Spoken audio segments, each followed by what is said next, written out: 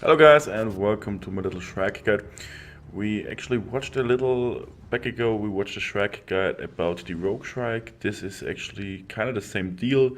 We are in here with the Defender set as usual, since we are going to be grinding our way up to Ember Main with this set. Yeah, as I said, the Shrike, it's actually the same behemoth as before, mainly with the main differ of being evolved by a stage that grants him more movement speed or more attack speed, I should rather say. That is no big deal in my opinion, at least if you evolve with him, because his attacks are kind of the same, but as the main idea is they will be way faster than back then. Of course you can interrupt his attacks still with the same mechanics you have done it before.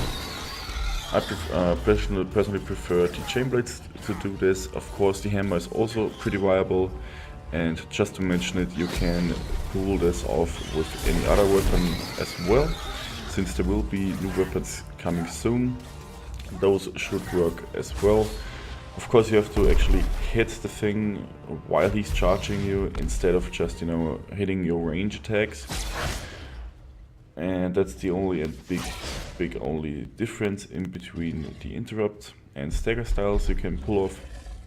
And yeah, as I mentioned, it's basically the same deal as before. Keep him in his rotation, interrupt his rotations and let it start again, so you can deal the most efficient damage.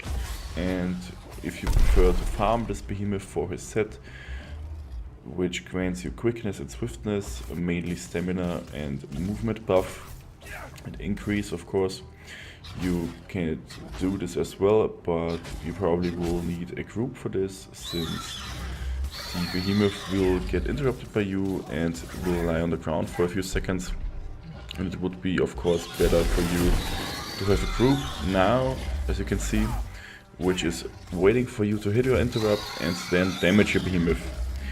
Of course, as the breaks you need to get for the equipment, you will need some head breaks, some body breaks, and maybe even some leg breaks, of course.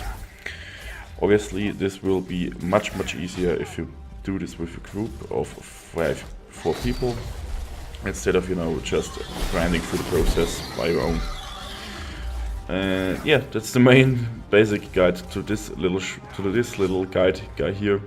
As I mentioned, I'm really sorry to not tell you any more about this, since the mechanics aren't as difficult as they might seem.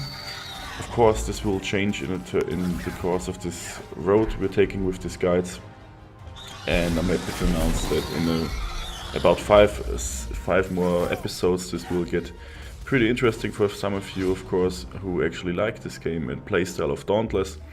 And till then guys, thanks for watching, hope to see you again, bye bye.